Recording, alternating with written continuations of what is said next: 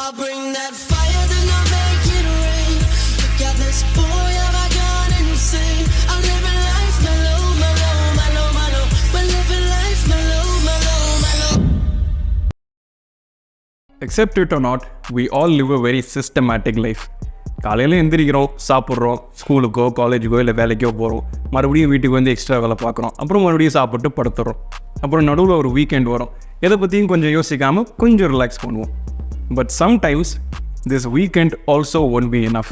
அடுத்து எனக்கு வேலை பார்க்கவே பிடிக்கல அப்படின்ற மாதிரி ஒரு மைண்ட் செட்டை நம்ம எல்லாருமே க்ராஸ் பண்ணி வந்திருப்போம். இதுக்கான ஒரு ஃபவுண்டேஷனல் ரீசன் எதுவுமே கிடையாது.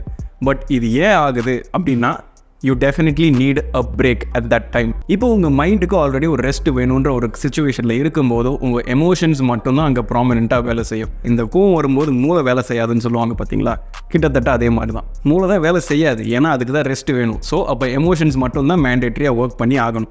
அதனால தான் இந்த மாதிரி பர்ஸ்ட் ஆஃப் எமோஷன்ஸ் அண்ட் இந்த ட்ரிகர்ஸ்லாம் வர்றது. இன்னும் ஒரு மாதிரி டல்லாக இருக்க, என்னாச்சு தெரியலடா, தெரியலையா, ஏதாச்சும் ஒரு ரீசன் இருக்கணும்ல, அதுதான்டா தெரியல. This will be your exact situation. Just like I said before, when your mind is not working, only your emotions will be prominent. So இந்த மாதிரி நேரத்தில் ஆட்டோமேட்டிக்காக உங்கள் எமோஷன்ஸ் நெகட்டிவ் சைடில் போகும். எந்த வித ரீசனும் இல்லாமல் கூட you will be sad and depressed. நீங்கள் ஏற்கனவே வாழ்க்கையில் வாங்கின அடிகள், மிதிகள், உதைகள் எல்லாமே மறுபடியும் ஞாபகம் வந்து உங்களை மறுபடியும் டிப்ரெஸ்டாக தான் ஆக்கும். பட் இது ஒரு பிரச்சனைன்னு சொல்ல முடியாது. கண்டிப்பாக if you get that break you will be okay. அவன் இன்னொரு நானும் ஆரம்பிச்சதுலேருந்து பார்த்துட்டு இருக்கேன், பிரேக்குன்ற அந்த பிரேக்கை எப்படா எடுக்கிறது சொல்லு, நீயே சொல்லிட்டு அதையும். இப்போ அந்த ஃபன் ஆஸ்பெக்ட்னு நான் சொன்னேன் பார்த்தீங்களா, அதுவும் எல்லாருக்கும் மாறுற மாதிரி ஒவ்வொருத்தர் பிரேக்குக்காக ஒவ்வொரு விஷயம் பண்ணுவாங்க. அதுவும் ஒவ்வொருத்தருக்கும் மாறும். இப்போ சில பேருக்கு பிரேக் அப்படின்னா என்னென்னா வீட்டில் நல்லா படுத்து தூங்குறது, இல்லைனா வெளியில் போய் சாப்பிட்டு நல்லா ஃப்ரெண்ட்ஸோட என்ஜாய் பண்ணிவிட்டு ஒரு படத்தை பார்த்துட்டு பீச்சுக்கு போயிட்டு அப்படி விளையாடிட்டு வீட்டுக்கு வந்து சேர்றது. அதனால் உங்களுக்கு எது பண்ணணும்னு தோணுதோ அதை நீங்கள் தாராளமாக பண்ணலாம். But the first ever thing you must do for this is that you must escape from that systematic life you live in.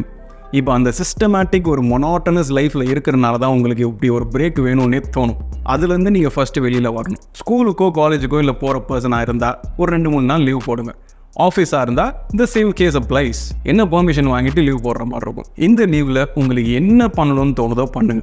வெளியில் போய் சாப்பிட்ணுமா சாப்பிடுங்க, படத்துக்கு போகணுமா போங்க, எங்கேயாவது ஒரு சின்ன ட்ரிப் மாதிரி போயிட்டு வரணுமா போயிட்டு வாங்க. உங்கள் ஃப்ரெண்ட்ஸையோ இல்லை ஃபேமிலியோ இல்லை உங்கள் ஆளையோ கூட்டிகிட்டு தாராளமாக வெளியில் போயிட்டு வாங்க. Because life is yours and you have to make choices as to how to live it.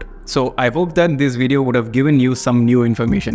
Let me know in the comment section what was your favorite.